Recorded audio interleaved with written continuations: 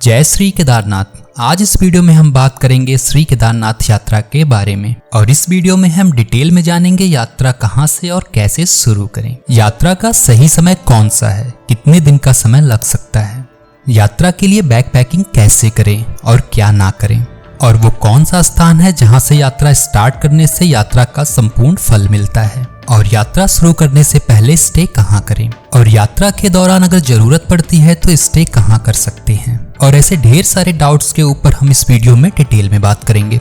ऐसी ढेर सारी जानकारी मैं अपने एक्सपीरियंस के बेस्ड पे इस वीडियो में बताऊंगा और ये भी बताऊंगा यात्रा के दौरान मैंने कौन कौन सी गलतियां की थी जो आप प्लान ना करें। अगर आप बाबा केदारनाथ धाम की यात्रा करने का विचार कर रहे हैं तो इस वीडियो को अंत तक जरूर देखें। अगर ये वीडियो आपको इन्फॉर्मेटिव लगती है तो चैनल को सब्सक्राइब करें और वीडियो को लाइक और शेयर करना ना भूलिएगा। तो चलिए चलते हैं बाबा केदारनाथ धाम की यात्रा पे। श्री केदारनाथ धाम उत्तराखंड के रुद्रप्रयाग डिस्ट्रिक्ट में स्थित है। श्री केदारनाथ मंदिर चारों तरफ से पर्वत श्रृंखलाओं और ग्लेशियर के बीच मंदाकिनी नदी के तट पर समुद्र तल से लगभग 3583 मीटर की ऊंचाई पे स्थित है। मंदिर तक पहुंचने के लिए श्रद्धालुओं को 15 से 16 किलोमीटर की यात्रा दुर्गम रास्तों से होकर करनी पड़ती है और यात्रा स्टार्ट करने के लिए सबसे पहले हमें पहुंचना होता है गौरीकुंड। तो चलिए बात करते हैं गौरीकुंड कैसे पहुंचे। अगर आप अपनी यात्रा पब्लिक ट्रांसपोर्ट जैसे कि बस, ट्रेन, शेयर कैब से कर रहे हैं तो सबसे पहले आपको पहुंचना होता है हरिद्वार या ऋषिकेश और वहां से आपको आना होता है सोनप्रयाग। हरिद्वार व ऋषिकेश से सोनप्रयाग जाने के लिए बस सेवा लगभग सुबह के 4:30 से शुरू हो जाती है और मैंने अपनी ये यात्रा दिल्ली से स्टार्ट की थी और ऋषिकेश में लगभग सुबह के 4:20 तक पहुंच गया था और वहां से सुबह 5 बजे चलने वाली सोनप्रयाग तक की बस मुझे मिल गई थी और बस का किराया 400 रुपये था।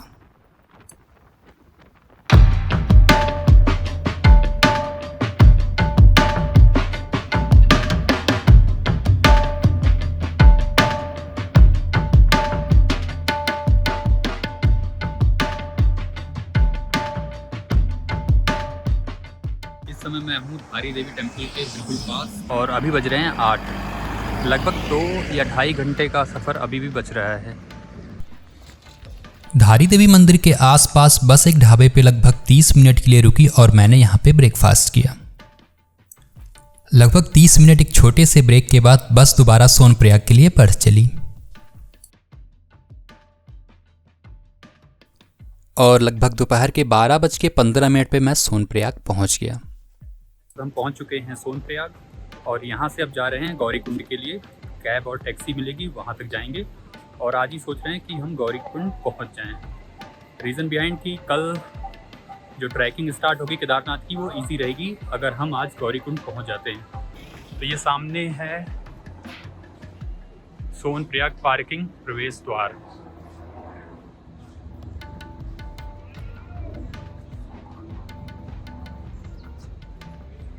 ये है पार्किंग सोनप्रयाग की।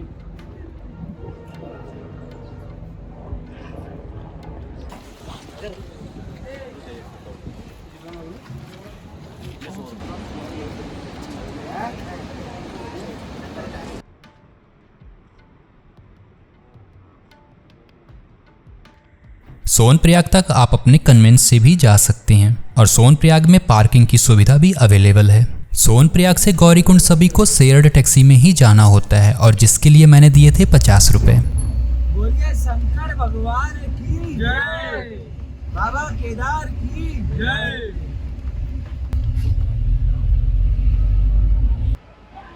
तो भाइयों यहाँ पे लगा है जाम और ये है गौरीकुंड के पास। अभी हम गौरीकुंड पहुँच चुके हैं लेकिन यहाँ पे काफ़ी जाम है। तो 1 किलोमीटर होगा या 500 मीटर होगा, देखते हैं। पहले उतार दिया। दोस्तों आज जो तारीख है वो है 23 अक्टूबर और कल जो है वो है 24 अक्टूबर मतलब दिवाली। और 27 अक्टूबर को ही बाबा केदारनाथ मंदिर के कपाट बंद हो जाएंगे। और उसके बावजूद यहाँ पे इतनी भीड़ है मैंने सोचा भी नहीं था। और लगभग दिन के 2 बजे मैं गौरीकुंड पहुंच गया। गौरीकुंड में आपको काफी सारे स्टे के ऑप्शंस मिल जाएंगे, जैसे कि लॉज, होम स्टे। एक और बात, आप अपने साथ कैश जरूर लेके चलें। वैसे गौरीकुंड तक अधिकतर दुकानों में मुझे यूपीआई पेमेंट का ऑप्शन दिखा और एसबीआई बैंक का एटीएम भी आपको सोनप्रयाग में मिल जाएगा। लेकिन सेफर साइड के लिए अपने साथ कुछ कैश लेके जरूर चलें। अगर आप अपने साथ ढेर सारा सामान कैरी कर रहे हैं और पैदल यात्रा करने का विचार कर रहे हैं तो पॉटर वगैरह हायर कर सकते हैं। अदरवाइज आप अपना सामान यहाँ लॉज में भी जमा करवा सकते हैं। मेरा मानना है कि आप अपने साथ कम से कम सामान लेके यात्रा शुरू करें। ऐसी मान्यता है कि बाबा केदारनाथ की यात्रा स्टार्ट करने से पहले गौरीकुंड में स्थित गौरी माता मंदिर के दर्शन जरूर करें। मेरा मानना यह है कि अगर आप गौरीकुंड शाम को लेट पहुंचते हैं तो यात्रा अगले दिन ही स्टार्ट करें, और जिससे कि आप दिन रहते ही बाबा केदारनाथ धाम पहुंच जाएं।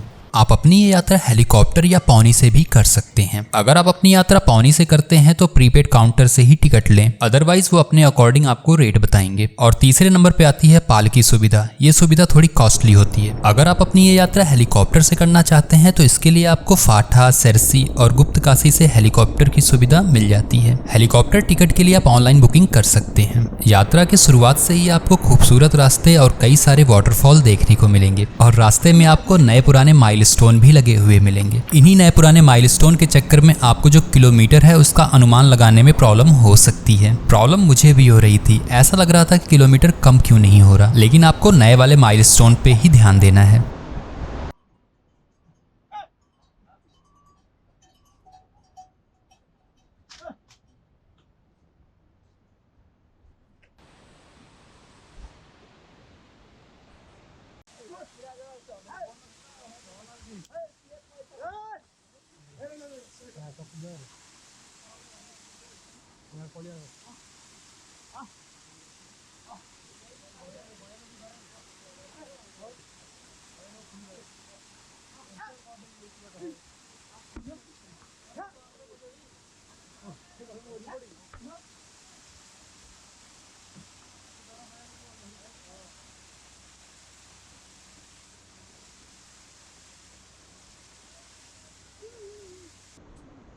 अगर आप आ रहे हैं तो अब ये ध्यान रखें कि जो घोड़े और खच्चर हैं इनसे बच के रहें, क्योंकि ये बेलगाम दौड़ रहे हैं यहाँ पे।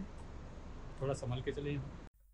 यात्रा के दौरान बारिश से बचने के लिए कुछ इस तरह के रेन शेल्टर्स कुछ कुछ दूरी पे बने हुए हैं।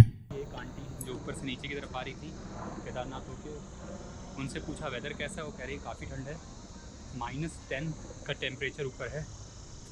देखते हैं आज कैसा रहता है और आपको दिखाते हैं आज का वेदर कैसा रहता है। वैसे केदारनाथ का कपाट जो है वो 27 तारीख को बंद हो जाएगा। ठंड कैसी थी पहले ये बताओ? ठंड रात को बढ़ेगी। स्नोफॉल का तो स्नोफॉल परसों हुआ था, जो बता रहे हैं कल तो हुआ। 2 किलोमीटर ही मैं आया हूँगा। यहाँ पे एक प्राथमिक उपचार केंद्र लिखा हुआ है, हो सकता है हो शायद ये है। तो वैसे श्रद्धालु अभी काफ़ी कम हो गए, इसलिए हो सकता है ओपन ना हुआ हो। तो अभी तक 2 किलोमीटर की दूरी तय कर ली है मैंने, बचे हैं 14 किलोमीटर।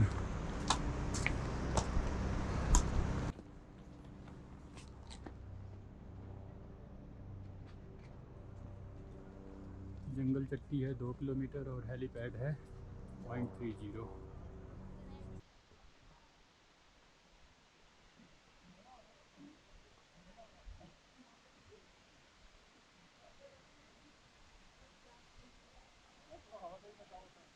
यात्रा में जो पहला पड़ाव आता है उसका नाम है जंगल चट्टी। यहाँ पे आपको खाने पीने तथा रहने की सुविधा मिल जाती है।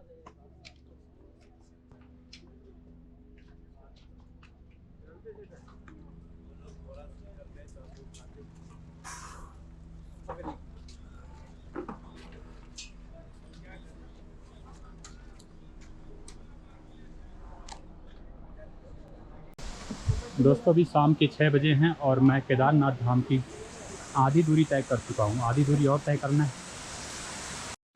ये देखिए वाटरफॉल, आवाज़ आपको सुनाई दे रही होगी। और थोड़ी रात हो गई इसलिए गोप्रो काम नहीं कर रहा है। आपको दिखाई नहीं दे रहा होगा, बाकी सामने बोन फायर दिख रही होगी आपको। इधर से पानी आ रहा है और यहाँ जा रहा है इस साइड। एक प्लस पॉइंट है कि रास्ते में आपको लाइट की सुविधा मिलती है, जिससे आप नाइट में भी ट्रैवल कर सकते हैं, अपनी ट्रैकिंग जारी रख सकते हैं। यात्रा के आधे रास्ते में ही काफी अंधेरा हो गया था और अंधेरे में मेरा कैमरा काम नहीं कर रहा था। और अब जो आप फुटेज देखेंगे वो उसी लोकेशन के आते वक्त के फुटेज हैं, तो कंफ्यूज ना हो कि अंधेरे से अचानक उजाला कैसे हो गया। जंगल चट्टी से आगे जो दूसरा पड़ाव है उसका नाम है भीमबली। यहाँ भी आपको खाने पीने तथा रहने की सुविधा मिल जाती है और इस जगह पे मेडिकल सुविधा भी उपलब्ध रहती है। अब यहाँ से आप जंगल से ऊपर की तरफ चढ़ाई स्टार्ट करते हैं और रास्ते में आपको ढेर सारे वाटरफॉल, रिवर और वैली का एक खूबसूरत नज़ारा देखने को मिलता है।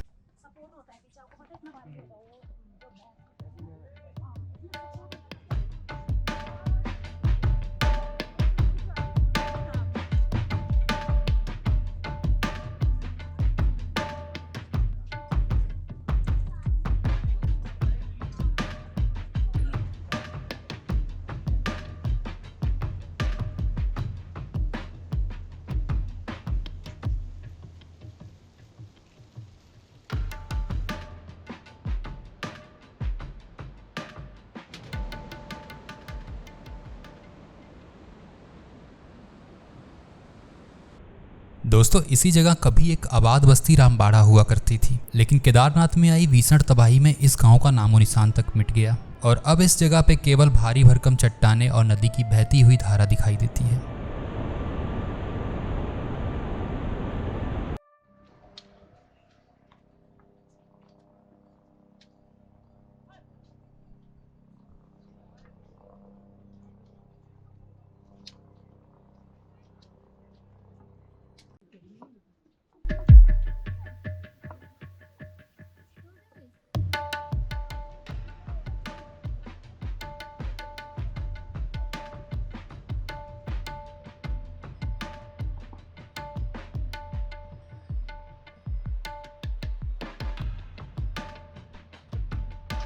भीमबली से लगभग 4 किलोमीटर दूर पड़ता है लिंचौली नामक स्थान और ये है इस यात्रा का तीसरा पड़ाव। और इस जगह पे आपको खाने पीने तथा रहने की सुविधा मिल जाती है और यहाँ पे भी मेडिकल सुविधा उपलब्ध रहती है। और यहीं से स्टार्ट होता है इस यात्रा का सबसे मुश्किल ट्रैक। यहाँ तक आते आते आप ऑलमोस्ट थक जाते हैं और अब आगे आपको खड़ी चढ़ाई पे चढ़ना होता है।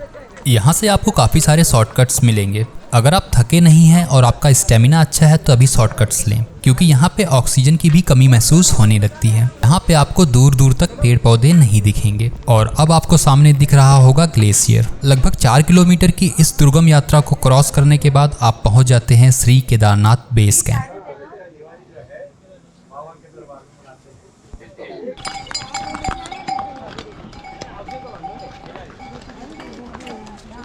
और इस समय टेम्परेचर जो हो रहा है वो है 1 डिग्री का, जो गूगल पे दिखा रहा है, बट फील हम जो कर रहे हैं वो कुछ ज़्यादा ही है, क्योंकि हम चल रहे हैं तो बॉडी गर्म हो रही है, तो एक तरह से पता नहीं चल रहा है। बाकी ट्रैक की बात करें तो बिल्कुल खड़ी चढ़ाई है, सीढ़ियाँ बनी हैं आल्दो, बट चढ़ाई खड़ी है।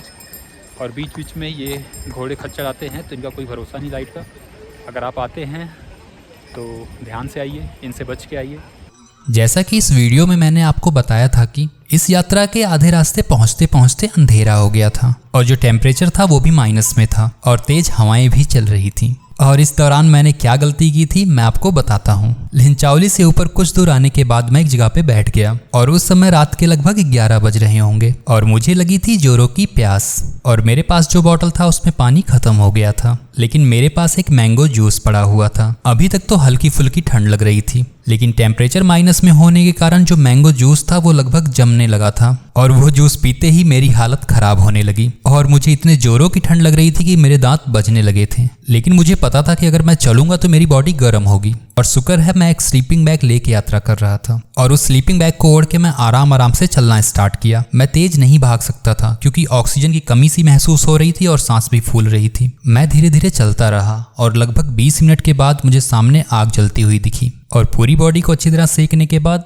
मैं निकल पड़ा बाबा केदारनाथ धाम की तरफ। और अगर आपके साथ भी कभी सेम सिचुएशन होती है, आप ट्रैकिंग पे जाते हैं और माइनस में टेम्परेचर होता है, अगर बीच में आपको प्यास लगती है तो आप चलते चलते ही एक एक घूंट करके पानी पिएं। कभी भी भरपेट पानी ना पिएं, अदरवाइज आपके साथ भी ये प्रॉब्लम हो सकती है। और लगभग रात के 12 बजे मैं पहुंच गया था बाबा केदारनाथ बेस कैंप। और यहाँ से मंदिर की दूरी लगभग 1 या 1.5 किलोमीटर रह जाती है। बेस कैंप में आपको स्टे के लिए टेंट, कैंप और कॉटेज मिल जाते हैं, लेकिन मेरे केस में रात के 12 बज रहे थे। मैंने वहाँ पे 4-5 कैंपों में जाके बात किया, लेकिन कोई भी जगह खाली नहीं थी और टेम्परेचर लगभग -5 तक पहुँच चुका था और सारे कैंप, कॉटेज पहले से ही फुल थे। वहाँ मुझे कुछ और लोग भी मिले जो कि मेरी तरह स्टे ढूंढ रहे थे और मन ही मन में मैं बाबा केदारनाथ को याद कर रहा था। और लगभग 10 मिनट के बाद मुझे फाइनली स्टे मिल गया। इसीलिए अगर आप यात्रा पे आते हैं तो ऑनलाइन बुकिंग करके ही आएं। अदरवाइज आप अपनी यात्रा गौरीकुंड से बिल्कुल सुबह ही स्टार्ट करें, जिससे कि आप दिन रहते यहाँ पहुँच जाएं और आपको स्टे ढूंढने का प्रॉपर टाइम मिल जाए। और अगर आप किसी कारणवश लेट हो जाते हैं तो आपका जो तीसरा पड़ाव है लिंचावली, वहाँ पे ही स्टे करें और अगले ही दिन बिल्कुल सुबह उठ के मंदिर की तरफ प्रस्थान करें।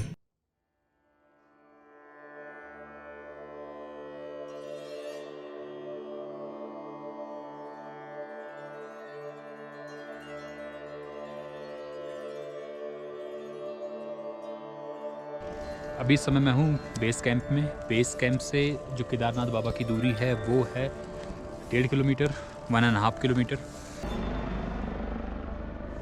अभी लगभग सुबह के 8 बज रहे होंगे और मैं बेस कैंप से मंदिर की तरफ निकल पड़ा। आज है 24 अक्टूबर, मतलब दिवाली की सुबह, और मैं अपनी ये दिवाली बाबा केदारनाथ के साथ केदारनाथ मंदिर में ही मनाऊंगा।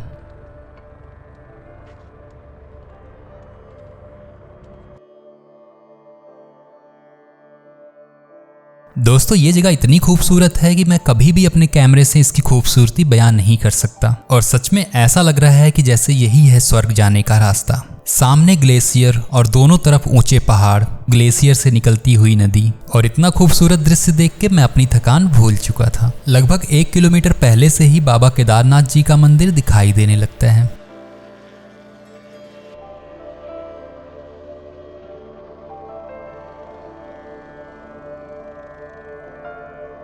जैसा कि बाबा केदारनाथ धाम के दर्शन करने के लिए रजिस्ट्रेशन अनिवार्य होता है और आप रजिस्ट्रेशन की पर्ची यहाँ दिखा के मंदिर में दर्शन के लिए टोकन ले सकते हैं। जैसा कि देख सकते हैं यहाँ भी आपको SBI बैंक का ATM मिल जाएगा और मंदिर के पास स्टे करने के लिए आपको काफी सारे ऑप्शंस भी मिल जाएंगे। सुबह के लगभग 9 बज रहे हैं और मंदिर में दर्शन के लिए श्रद्धालुओं की कितनी लंबी लाइन है आप देख सकते हैं। लगभग 2 से ढाई घंटे लाइन में खड़े रहने के बाद फाइनली मैंने बाबा केदारनाथ के दर्शन किए और लगभग 1 घंटे मंदिर के पास बैठने के बाद वापस घर की तरफ निकल गया, इसी उम्मीद के साथ कि अगले साल दोबारा आऊंगा।